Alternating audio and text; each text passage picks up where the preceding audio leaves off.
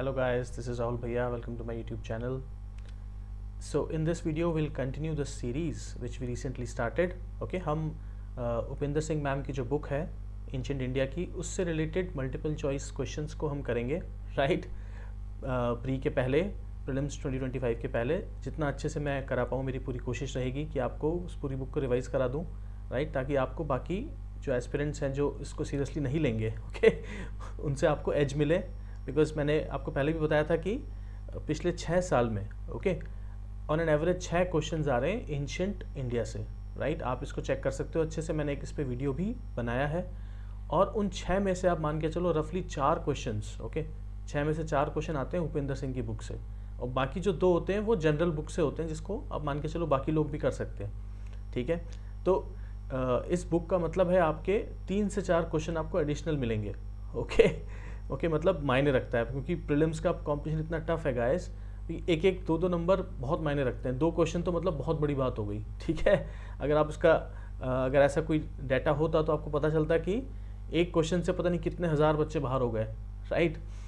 So because 100 question हैं तो एक एक क्वेश्चन की बहुत मारामारी है, और कई क्वेश्चंस तो आपको पता है as per the nature of UPSC वो ऐसे होंगे कि आप क्या उनको कोई भी नहीं कर पाएगा।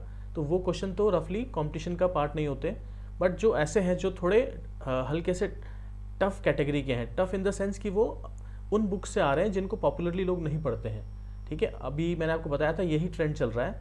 एंशिएंट में उपेंद्र सिंह, ओके, मॉडर्न में जो शेखर बंदोपाध्याय की बुक है, और मेडिवल में सतीश चंद्रा एंड इरफान हबीब, ठीक है? इनकी बुक से क्वेश्चन आ रहे हैं ज़्यादातर, ओके। पुरानी जो एनसीईआरटीज़ और गाइड बुक्स हैं उनसे हार्डली आपको 25 to 30% क्वेश्चंस मिलेंगे, जिससे आपका काम नहीं चलेगा। सो प्लीज़ इस सीरीज़ को सीरियसली लें, और प्लीज़ चैनल को सब्सक्राइब करें, वीडियो को लाइक करें, और अपने ग्रुप्स में व्हाट्सएप और टेलीग्राम में शेयर करें, क्योंकि जितना ज़्यादा मुझे आप लोगों का सपोर्ट मिलेगा उतना ही मैं इसको अच्छे से सीरीज़ को कंटिन्यू कर पाऊँगा। So let's start.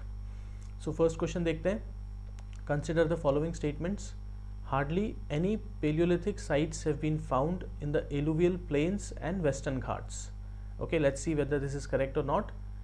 Second, Paleolithic people did not develop the art of domesticating fire. Okay. Third, towards the mid of Paleolithic age, the beginning of social institutions had taken place.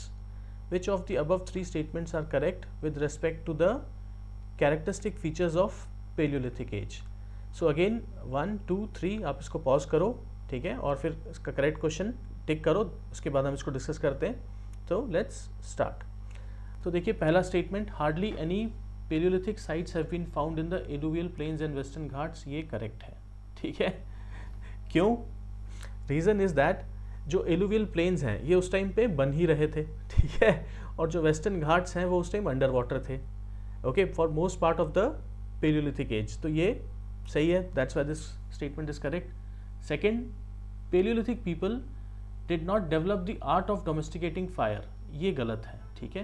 इन्होंने इस art को develop कर लिया था, और ये जो fire है इसकी जो डिस्कवरी है ये एक्सीडेंटल हुई थी, ठीक है? आपको पता है, ऐसे रब करके, राइट? लेकिन इंटरेस्टिंग यहाँ पे फैक्ट ये है कि स्टार्टिंग में अकॉर्डिंग टू जो आर्कियोलॉजिस्ट हैं, स्टार्टिंग में इसको कुकिंग के लिए नहीं यूज़ किया जाता था फायर को, ठीक है? तो फिर किसके लिए यूज़ करते थे? फायर को यूज़ किया जाता था वार्मथ रखने के लिए, बिकॉज आपको पता है कि ये प्लेस्टोसीन का पीरियड है, तो उसमें कोल्ड फेज था, आइस एज, ओके, उसमें क्या होता था, हज़ारों साल के आइस एज और कुछ फ्यू 100 ईयर्स का वार्म फेज, ऐसे करके वो आइस एज चली है, राइट? तो उस टाइम पे जानवरों से बचाने के लिए, to scare away the animals and to keep warmth, मतलब जो केव होती थी, केव की जो बाहर जो एंट्रेंस है उसके बाहर पे वो आग जलाते थे ताकि थोड़ा उनको वार्मथ भी मिले और जानवर भी ना आए। Towards the end of, okay, palaeolithic period, इन लोगों ने ये डिस्कवर किया कि अगर हम इससे खाना पकाएंगे तो बेटर रहेगा, ठीक है, राइट? थर्ड स्टेटमेंट देखते हैं। Towards the mid of palaeolithic age the beginning of social institutions had taken place, ये भी गलत है, ठीक है? बिकॉज सोशल इंस्टीट्यूशंस मतलब जैसे फैमिली, ठीक है, मैरिज, राइट? तो ये डेवलप नहीं हुई थी अकॉर्डिंग टू आर्कियोलॉजिस्ट। मतलब आप कह सकते हो कि जैसे जानवर रहते हैं, क्योंकि प्राइमरी रिलेशन तो वहाँ भी होता है, पेरेंट्स बच्चे, तो उस तरह से ही लोग रहते थे बहुत छोटे छोटे ग्रुप्स में, बट एज सच कोई फैमिली वाला सिस्टम नहीं था, ना कोई एज सच मैरिज वाला सिस्टम था, ठीक है, और ना ही कोई पॉलिटिकल इंस्टीट्यूशन डेवलप हुआ था। तो इसको आप प्लीज़ ध्यान रखें, राइट। अभी मैं सारे जो पेलियोलिथिक एज है उसके जो कैरेक्टरिस्टिक फीचर्स हैं आपसे डिस्कस कर लूँगा, आप उसको ध्यान से देखिए और नोट डाउन कर लीजिए। तो इसका आंसर क्या होगा? Only 1 is correct, right. Okay, आगे बढ़ते हैं। अब देखो, what Upinder Singh has said that for the most part of palaeolithic age we do not have evidence of complexity of culture. Okay, इसका मतलब है कि कोई एज सच मैरिज सिस्टम नहीं था, ठीक है, और प्रॉपर फैमिली सिस्टम नहीं था, ये इसका मतलब है, ठीक है। This was probably because the early humans during this period were busy in the struggle for survival, ठीक है। उस टाइम तो सर्वाइव होने के लिए वो स्ट्रगल कर रहे थे, तो ये सब चीज़ें तो बाद की बात है, राइट। अब देखो, इसके ब्रीफली जो फीचर्स हैं उसको हम डिस्कस कर लेते हैं। Life phase of palaeolithic hunters and gatherers, ये उपेंद्र सिंह की बुक में दिया हुआ है, इसको मैंने समराइज कर दिया आप लोगों के लिए। पहला देखते हैं, development of stone tools plus evolution of stone tools, ठीक है। इसका क्या मतलब है? वेल, इसका मतलब है कि यहीं पे जो आज के मॉडर्न ह्यूमंस हैं उनके एंसेस्टर्स, जो मैंने पिछले वीडियो में भी डिस्कस किया था, Homo habilis and homo erectus, उन्होंने टूल मेकिंग स्टार्ट कर दी थी, ठीक है। तो स्टोन टूल्स को बनाना और साथ में इवोल्यूशन ऑफ स्टोन टूल्स, मतलब क्योंकि पेलियोलिथिक पीरियड जो है बहुत लंबा पीरियड है, राइट। 20 लाख से लेके, आपको पता है कितना लंबा वो जाता है, राइट। 20 लाख ईयर्स से स्टार्ट होके, हमने पहले भी डिस्कस किया है, बहुत आगे तक जाता है। तो उसमें क्या है, अपर पैलियोलिथिक वो इवॉल्व होते रहे, मतलब पहले जो हैवी टूल्स हैं, कोर टूल्स जैसे hand axe, okay, cleaver, chopper, और उसके बाद flake based tools, okay, blades, burins etcetera, वो आगे इनका डेवलपमेंट होता है, राइट, अपर पैलियोलिथिक तक। सो इसलिए इवोल्यूशन भी और डेवलपमेंट भी। Second feature, main subsistence activity was hunting and gathering, ठीक है। हंटिंग और गैदरिंग ही था, एग्रीकल्चर नहीं था। और हंटिंग होती थी कोल्ड फेज में, ठीक है, और जो बीच में वार्म फेज होते थे उसमें हंटिंग और गैदरिंग दोनों होते थे, राइट। और उपेंद्र सिंह मैम ने ये बताया है कि मोस्टली जो हंटिंग है वो मेल्स करते थे, ओके, ये अगेन एजम्पशन है, इसका हमारे पास कोई रिकॉर्ड नहीं है। और जो गैदरिंग का काम है वो फीमेल्स करती थी, ओके। थर्ड है डोमेस्टिकेटेड फायर, जो हमने डिस्कस कर लिया, ठीक है। Then fourth, social and political institutions were not developed, ये भी हमने डिस्कस कर लिया ड्यूरिंग दिस पीरियड। अब fifth, during cold phase lived in caves, okay, और वार्म फेज जो होता था उसमें ओपन एयर प्लेसेस और केव्स दोनों में रहते थे, okay. And hardly any palaeolithic sites in the alluvial plains and western Ghats, इसको भी हमने डिस्कस कर लिया, राइट। तो ये आपको ब्रीफ 6 फीचर्स हैं जो आपको हेल्प करेंगे, राइट। एक और फीचर है कि जो केव पेंटिंग्स हैं जिनको पेट्रोग्लिफ्स, ओके, पेट्रोग्लिफ मतलब जो रॉक पे कार्विंग करते हैं ना हम, जैसे रॉक ब्रूजिंग्स, उसको कहते हैं पेट्रोग्लिफ। सो ये अपर पैलियोलिथिक जो पीरियड है उसमें स्टार्ट हो गया था, राइट। लेकिन इसका जो प्रॉपर डेवलपमेंट है वो मीजोलिथिक एज में होता है, और ये 2015 में मेंस में क्वेश्चन भी आया था मीजोलिथिक रॉक कट आर्ट पे, राइट। उसको हम आगे डिस्कस करेंगे। सो प्लीज़ रिमेंबर, जो पेंटिंग्स है वो प्रॉपरली स्टार्ट तो होती हैं जो पेलियोलिथिक पीरियड का लास्ट पार्ट है अपर पैलियोलिथिक, वहाँ से, लेकिन उनका जो प्रॉपर डेवलपमेंट है वो मीजोलिथिक एज में होता है, ठीक है। चलिए आगे बढ़ते हैं, let's move ahead guys. Consider the following statements. Number 1, the Paleolithic site of Athirambakkam was discovered by Robert Brucefoot. Second, the Pallavaram hand axe was discovered by Alexander Cunningham. So guys, ये जो question है मैंने जो उपेंद्र सिंह की book है उससे और plus कुछ अपने इनपुट्स लेके डाला इसमें। मैंने सोचा कि हो सकता है इससे रिलेटेड कोई एक स्टेटमेंट या दोनों स्टेटमेंट आपको यूपीएससी में मिल जाए। तो देखिए इसको डिस्कस करते हैं। ये जो फर्स्ट स्टेटमेंट है अतिरम्बक्कम, ये करेक्ट है, ठीक है। ये कहाँ पे है? ये जो मॉडर्न चेन्नई है उसके पास में है, और ये one of the oldest palaeolithic sites है, ठीक है। जो लोअर पेलियोलिथिक है उसकी भी सबसे पुरानी साइट्स में से एक है अतिरम्बक्कम।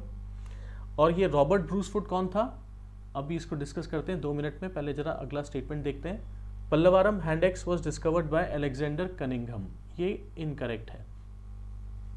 वाई? बिकॉज देखो पल्लवारम कहाँ पे है, ये भी चेन्नई के पास में है, राइट। ये भी एक प्रोमिनेंट लोअर पैलियोलिथिक साइट है। यहाँ पे एक हैंड एक्स मिला था जिसको डिस्कवर किया था रॉबर्ट ब्रूसफुट ने ही, ठीक है, ना कि अलेक्जेंडर कनिंघम ने। ओके, सो आप देख सकते हो इसका ऑप्शन क्या होगा, ओनली 1, ठीक है। अब जरा इसको डिस्कस करते हैं हम, ये दोनों कौन है। देखो ये जो रॉबर्ट ब्रूसफुट है ये एक ब्रिटिश जियोलॉजिस्ट थे। जिनको father of Indian pre history भी बोलते हैं, ठीक है।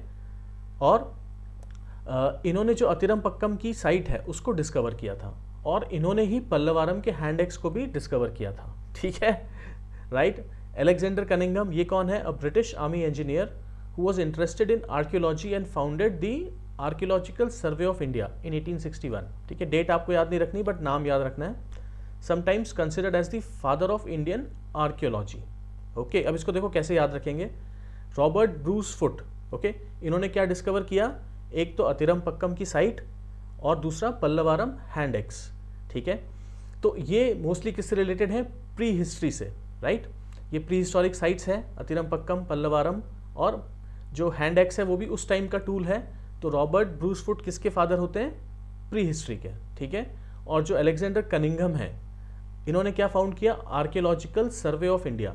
सो ए आर्कियोलॉजिकल सर्वे और आर्कियोलॉजिकल सर्वे ऑफ इंडिया, ठीक है। तो ये कौन हो गए? Father of Indian archaeology, because इन्होंने ASI को फाउंड किया, ठीक है। 1861, date is not important. So I hope ये दो नाम आपको याद रहेंगे, ओके, और इनसे रिलेटेड क्वेश्चंस आपको मिल सकते हैं। चलो आगे बढ़ते हैं guys. Consider the following statements with respect to mesolithic age. अब आ गए हम मीजोलिथिक एज पे, ओके। रफली पेलियोलिथिक एज के जो मेन फीचर्स हैं उनको हमने कवर कर लिया है, ठीक है, राइट। तो अगर आप इस बुक को अब नहीं भी पढ़ते हैं तो भी आपको पेलियोलिथिक एज पढ़ने की ज़रूरत नहीं है बुक से, क्योंकि ये इतना जो आपको मैंने बताया है वो काफ़ी है, राइट। अब देखो, the beginning of burial practices and associated rituals started. Second statement, people started living in some kind of temporary camps near rivers और water bodies, right. So 1 2 3 tick करो। अब इसको डिस्कस करते हैं। ये करेक्ट है guys, beginning of burial practices and associated rituals, ठीक है। अभी इसको डिस्कस करते हैं। सेकेंड भी करेक्ट है, some kind of temporary camps near rivers और वाटर बॉडीज, दोनों करेक्ट हैं, ठीक है। अब देखो, इसको हम डिस्कस करते हैं, साथ ही जो मेसोलिथिक एज है उसके मेन फीचर्स के साथ इसको डिस्कस करते हैं, ओके, ताकि आपका मेसोलिथिक एज भी कवर हो जाए, राइट, ओके। सो गाइस, देखिए उपेंद्र सिंह मैम की बुक में इसमें क्या दिया हुआ है? One of the features of Indian mesolithic phase is the spread of settlements to new ecological niches. This is generally seen as a result of an increase in population due to more favourable environmental conditions. Okay guys, देखो इसका मतलब क्या है? जो pleistocene period है, ओके, 26 लाख से 12 लाख, वो रफली किसके साथ कॉरस्पॉन्ड करता है? जो हमारी पूरी पेलियोलिथिक एज है उसके साथ, ठीक है।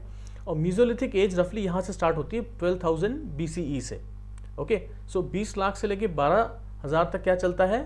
पेलियोलिथिक, और उसमें रफली रही है आइस एज। और मीजोलिथिक से आता है वार्म फेज, ओके, जो अभी तक चल रहा है, होलोसीन, करंट इपॉक जो है। सो जाहिर है कि उसमें जब सनलाइट होगी तो ज़्यादा प्लांट्स होंगे, ज़्यादा एनिमल्स होंगे, और ह्यूमंस की भी पॉपुलेशन बढ़ेगी, राइट। ह्यूमंस के जो हेयर हैं बॉडी पे वो भी कम हुए, उनका फैट भी कम हुआ, ओके। अब क्या है, जानवर भी थोड़े तेज़ भागने वाले हैं, सो इसलिए अब टूल्स का टाइप भी चेंज हो जाएगा। तो जो इसका सबसे इंपॉर्टेंट फीचर है वो क्या है? Age of microliths, okay. अब जो छोटे छोटे हथियार हैं पत्थर के, ठीक है, मेटल के नहीं, पत्थर के, वो अब बनना स्टार्ट हुए, जैसे एरोज, ओके, स्पीयर्स।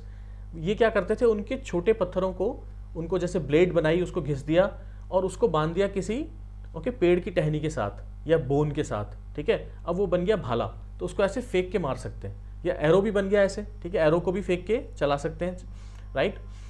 इसको बोलते हैं प्रोजेक्टाइल टेक्नोलॉजी, ओके। मतलब बहुत प्रिमिटिव टेक्नोलॉजी है ऐसे फेंक के मारना, इसको बोलते हैं मिसाइल टेक्नोलॉजी या प्रोजेक्टाइल टेक्नोलॉजी। बट ये पहले नहीं था, ठीक है, ये मेसोलिथिक एज में ही आया, बिकॉज माइक्रोलिथ्स के साथ ये डेवलप हो पाया।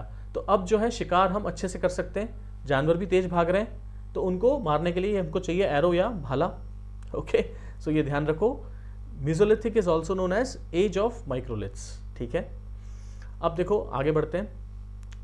इसमें देखो सेकेंड पॉइंट दिया हुआ है कि absence of pottery in most mesolithic sites but few exceptions are there, okay. This is given in Upendra Singh book, Langhnaj in Gujarat and Kaimur region in Mirzapur. तो यहाँ पे आपको ये समझना है, ओके, कि जो पॉटरी का डेवलपमेंट है वो रफली मीजोलिथिक पीरियड में नहीं हुआ, ओके। पॉटरी का डेवलपमेंट प्रॉपरली कब होगा? नियोलिथिक एज में, जब एग्रीकल्चर आ जाएगा, ठीक है। अभी जो मीजोलिथिक पीरियड है उसमें एग्रीकल्चर का डेवलपमेंट नहीं हुआ है, राइट। ओके, अब देखो एक और जो बहुत इंपॉर्टेंट फीचर है मीजोलिथिक फेज का वो है डोमेस्टिकेशन ऑफ एनिमल्स, ठीक है। डोमेस्टिकेशन ऑफ एनिमल्स, सबसे पहले जो एनिमल्स डोमेस्टिकेट किए गए वो कौन था? डॉग, ठीक है। इसका जो एविडेंस मिलता है रफली 15,000 साल पहले, मतलब आप कह सकते हो कि थोड़ा मीजोलिथिक से भी थोड़ा सा पहले। उसके बाद शीप एंड गोट, राइट। उसके बाद फिर हॉर्स और बाकी एनिमल्स आते हैं। अब देखो ये भी एक्सीडेंटली हुआ है, ओके, बिकॉज स्टार्टिंग में हो सकता है कुछ लोगों ने ट्राई किया हो कि किसी वुल्फ को चलो इसको पेट बनाते हैं, ओके, वो आदमी सोया हो और पता चला अगले दिन वो नज़र ही नहीं आया, तो लोगों को लगा होगा नहीं नहीं ये जानवर तो गड़बड़ है, इसको डोमेस्टिकेट नहीं करना। सो ऐसे हिट एंड ट्रायल करके ही पता चला कि हाँ कुछ को हम डोमेस्टिकेट कर सकते हैं, कुछ को नहीं कर सकते, राइट। तो डोमेस्टिकेशन ऑफ एनिमल्स, इसके हमको प्रूफ मिले हैं, राइट। जो यूपी की 2 साइट्स हैं, दमदमा एंड महादहा, वहाँ से। अब देखो अगला फीचर हम देखते हैं इसका, राइट। अगला फीचर ये है कि गाइस इस टाइम पे सेमी परमानेंट हट्स, ओके, उसमें जो मॉडर्न ह्यूमंस हैं, ओके, वो रहने लग गए थे, राइट। आप कह सकते हो some kind of temporary camps near rivers और वाटर बॉडीज उन्होंने लगाना स्टार्ट कर दिया, मतलब एक जगह पे कैंप लगाया अपना, उसके हमको एविडेंस मिले हैं in the form of post holes. अब ये पोस्ट होल क्या होता है? जैसे जब वो डिगिंग कर रहे थे आर्कियोलॉजिस्ट तो उनको इस तरह के सिमिट्री में गड्ढे मिले, ठीक है। इनके अंदर कुछ लॉग्स थे, मतलब लकड़ी डाला और ऊपर ऐसे, राइट, ऐसे करके ऊपर हट बना दी रफली, राइट। सो इस तरह की सेमी परमानेंट हट्स में वो रहने लगे, इसके हमको एविडेंस मिले हैं। जब वहाँ का उन्होंने पूरा शिकार कर लिया, वहाँ के जो जितने कंदमूल हैं, जो रूट्स एंड ट्यूबर्स हैं, उनको यूज़ कर लिया, फिर वो नेक्स्ट जगह शिफ्ट हो गए, इस तरह का अरेंजमेंट, क्योंकि अभी एग्रीकल्चर स्टार्ट नहीं हुआ है, ओके। ये बड़ा मैंने गंदा बनाया, कोई बात नहीं, आप समझ गए मैं क्या कहना चाह रहा हूँ। और जो नेक्स्ट फीचर है वो है the beginning of burial practices and associated rituals. अब देखो इस पॉइंट को समझते हैं, ओके गाइस। बरियल प्रैक्टिसेस मतलब अभी क्या है, क्योंकि मीजोलिथिक फेज स्टार्ट हो गया तो थोड़ा वार्मथ आ गई, राइट। पहले तो क्या होता था, ठंडा फेज था तो जो डेड बॉडी थी वो आसानी से सड़ती भी नहीं थी, तो उन्होंने कहीं पे उसको पटक दिया, कोई फर्क नहीं पड़ा। बट अब क्या है, वार्म फेज है तो डेड बॉडी सड़ने लगेगी कुछ टाइम में, तो ज़रूरी हो गया कि उसको डिकम्पोज किया जाए। अब देखो स्टार्टिंग में क्या है, जलाने का हो सकता है कुछ लोगों ने जलाया हो, बट मोस्टली आर्कियोलॉजिस्ट ऐसा मानते हैं कि उसको दफनाया जाता था, बरियल किया जाता था, क्योंकि ये ज़्यादा सिंपल है, ठीक है। एक गड्ढा खोदो और बॉडी को डाल दो, क्योंकि जलाने के लिए इतनी सारी लकड़ी कहाँ से लाओगे आप उस टाइम, ठीक है। तो स्टार्टिंग में क्या हुआ, बरियल हुआ। और उसके एसोसिएटेड रिचुअल्स, ये हमको कैसे पता चला? ये पता चला ग्रेव गुड्स से, ओके। मतलब जो जब दफनाया गया बॉडी को तो उसके साथ कुछ उसके जो फेवरेट गुड्स थे उनको भी डाल दिया गया, राइट। तो इससे पता चला कि कुछ ना कुछ रिचुअल ज़रूर रहे होंगे, बट प्रॉपर रिलीजन अभी डेवलप नहीं हुआ, ठीक है, ये आप ध्यान रखना। बट कुछ जो बरियल से रिलेटेड रिचुअल्स हैं वो डेवलप हो गए। तो 4 इसके मेन फीचर्स हैं, 2 तो ये हो गए, राइट, और 2 हमने यहाँ डिस्कस कर लिए, राइट। एज ऑफ माइक्रोलिथ्स और दूसरा डोमेस्टिकेशन ऑफ एनिमल्स। अब देखो इसकी कुछ साइट्स भी देख लेते हैं हम, ये साइट्स इंपॉर्टेंट है, इनसे क्वेश्चन आ सकता है। बागौर इन राजस्थान, ये ध्यान रखना guys, this is the most, कह सकते हो वेल डॉक्यूमेंटेड साइट है ये। जितनी भी मीजोलिथिक साइट्स हैं उस पर सबसे ज़्यादा इस पे स्टडी की गई है। Bagor in Rajasthan, then Adamgarh in MP, Damdama, Mahadaha and Sarai Nahar in UP. तो इसमें देखो ये आपको ज़रूर ध्यान रखना है, बागौर इन राजस्थान, बिकॉज इस पर सबसे ज़्यादा स्टडी हुई है। और ये जो दमदमा एंड महादहा है, यहाँ पे हमको ग्रेव गुड्स भी मिले हैं, ओके, एक्सकेवेशन में। तो इतना आपके लिए काफ़ी है मीजोलिथिक एज के लिए जानने में, ओके। आगे के वीडियोस में हम जो नियोलिथिक है और चैल्कोलिथिक है उसको डिस्कस करेंगे। चैल्कोलिथिक से अब तक यूपीएससी ने क्वेश्चन पूछे हैं 2 बार, ओके। 2021 में पार्ट ऑफ क्वेश्चन है बेसिकली, और 2024 में, ओके। तो इनसे भी क्वेश्चन आ सकता है, राइट। अगर आपने ये केवल ये वीडियोस भी देख लिए तो आपका काम हो जाएगा, ओके, राइट। और अगर आप थोड़ा बहुत पढ़ सकें तो बहुत ही अच्छी बात है। तो प्लीज़ आप इन वीडियोस को शेयर करें ताकि मैं आपको ये पूरी बुक कवर करा सकूं, बिकॉज मुझे मोटिवेशन तभी मिलेगा। So thanks for watching guys, आज का वीडियो देखने के लिए थैंक यू। मिलते हैं नेक्स्ट वीडियो में।